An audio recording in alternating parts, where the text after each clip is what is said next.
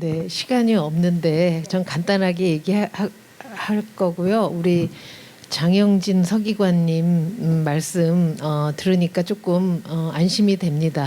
근데 이제 앞으로 과감한 투자와 변화를 위해서 우리가 어떻게 할 것인가 추진 체계를 포함해서 조금 더 지혜를 모아가야 될 것 같고요. 지금 말씀하셨듯이 우리가 한 번도 저출산 고령 사회를 경험해 보지 못하고 지금 하고 있는데 어떤 출산율을 높이기 위한 것이 아니라 그 저출산 고령 사회에 맞는 사회 모델을 찾는 것이 우리의 과제가 아닌가 그렇게 생각을 합니다. 그래서 같이 머리를 모아서 찾아갈 수 있기를 바랍니다. 저희 인구보건복지협회도 네, 함께 노력하겠습니다. 고맙습니다. 저희가 계속 이야기하는 것이 결국은 정책 수요자 실생활에 있어가지고 활용될 수 있는 정책 방안을 같이 모색하는 것에 의의가 있다고 생각을 합니다.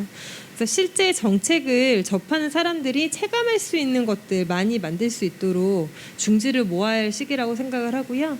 저출산이라는 것이 그냥 고유 명사가 아니라 우리가 극복해야 될 과제 내지는 우리가 함께 가지고 가야 될 것으로 생각하면서 앞으로 미래의 가치 함께 나갔으면 좋겠습니다. 감사합니다. 예, 저는 사실 어려울수록 좀 쉽게 생각해야 하지 않나 이런 생각을 합니다. 그래서 이제 결혼이나 출산 의사가 있다 없다 이런 이제 인식조사 결과가 많이 있는데 저는 그보다는 결혼 출산 의사가 있는데 못 하고 있다 하는 분들한테 물어봐야 될 것 같아요. 그러니까 이제 결혼 출산 의사가 없다 처음부터 그러니까 저는 그렇게 생각합니다. 이 설문조사의 가장 큰 문제는 설문조사가 주는 이제 구성조회 효과, 학습 효과 같은 게 있는데 우리는 설문조사조차도 사실 정답을 고르려고 하는 그런 경향들이 있어요. 그러니까 그게 좀 시험 문제처럼 그게 아니고 결혼을 혹은 출산 선택을 못하는 사람은 전 두 가지가 있다고 생각합니다. 처음부터 원래부터 안 하겠다는 고유한 가치를 있는 사람이 있고 또 하나는 살다 보니 내 여건상 그 선택이 불가능한 사람들이 있어요. 그러면 처음에 결혼 출산을 안 하겠다는 사람들이 정책 대상이 아니고 결혼 출산 의사가 있는데 그걸 하지 못하는 사람들이 정책 대상이 돼야 한다고 생각합니다. 그렇게 보면은 그 필요한 정책은 사실은 쉽게 좁혀질 수 있다고 생각합니다. 예, 이걸로 마치겠습니다. 예, 저는 오늘은 이 출산 감소 대안에서 뭔가 정책적인 대안을 찾아보는 의미에서 시작을 했는데 누구나 다 아다시피 이거는 뾰족한 묘수는 없는 겁니다. 근데 저는 저도 이제 60이 넘고 퇴직을 해서 이렇게 느껴보는 거는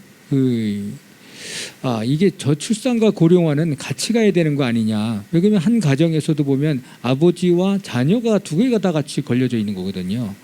그리고 이게 같은 그림 속에서 이거를 쳐다봐야지 지금까지 우리는 저출산과 고령화를 어떻게 보면 너무 따로 생각하는 개념 속에서 양쪽 모두가 다 저는 제대로 접근하지 못하는 거 아닌가 하는 생각이 들어서 이거는 인구 정책이라는 그 측면 속에서 다시 한번 우리가 새로 시작을 해야 되는 거 아니냐 이런 생각을 좀 하고 있습니다. 그래서 제가 처음에부터 이거를 주장할 때도 인구 정책 담당 부서를 만들자는 거였거든요. 저출산 고령 사회가 아니고.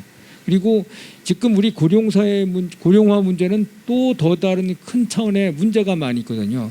그래도 그나마 이 고령화는 없는 사람, 그러니까 노인이 돼서 할 수 없는 사람들에게 일할 기회를 주거나 아니면 놀 수 있는 휴식을 줄 수 있는 기회를 주거나 이런 거면 되는 건데 이 저출산 문제는 뭔가 움직이지 않으면은 전혀 이 자녀 생산이 안 되는 거거든요. 그러니까 어떻게 보면 이 행복한 가정이고 자녀도 출산할 수 있고 이런 데서도 사람이 행복할 수가 있는 건데 저는 요즘에는 좀 흐름이 자꾸만 더 낳지 말자라는 얘기는 그러니까 아기를 낳자고 하는 그런 주장을 피지 말자 그러는데 어떻게 보면 저는 이제 그래서 제가 철학 교육을 얘기한 게 한번 한국 사회는 이제 좀 철학 교육을 좀 다시 시작을 해서 이런 가정이나 출산에 대한 새로운 가치관과 윤리관이라든지 이런 걸 좀 다시 한번 재구성해서 우리가 봐야 되지 않느냐 저는 그런 생각을 하고 있습니다.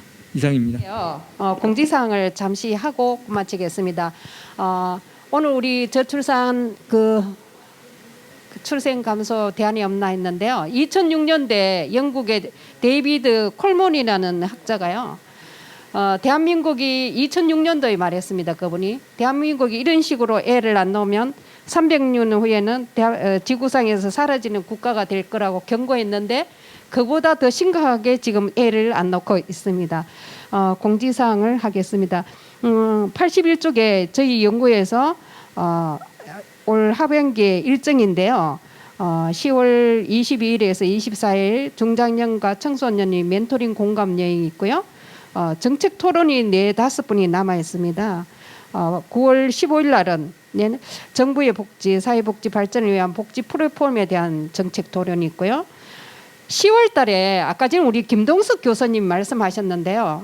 제가 이제 이 복지 철학 이런 인문적으로 있잖아요. 좀 하려고 행복이란 무엇인가 이런 걸 해보려고 보사연에 우리 행복센터에 이태진 실장님한테 했더니 일이 많아서 지금 못 했는데 그거를 제가 좀 해보고 싶었어요. 사실. 그리고 11월 3일 날 우리가 중장년층들을 위한 프로그램 하나 했고요. 그리고 5월 5번째 11일 달에 내년 대선을 앞두고 지금 복지 포퓰리즘이 또 심각합니다.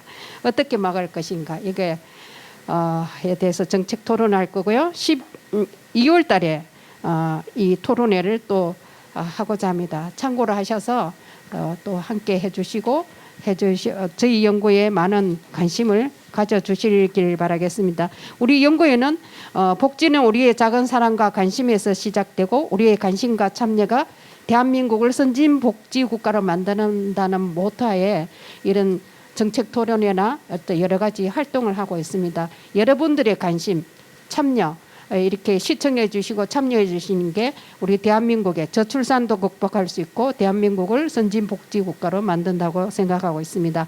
오늘 장시간 안 좋은 일기 속에 참여해 주시고 토론자로 주제 발표를 해 주신 모든 분께 감사드리며 오늘 토론회를 마칠까 합니다. 여러분 감사합니다. 네.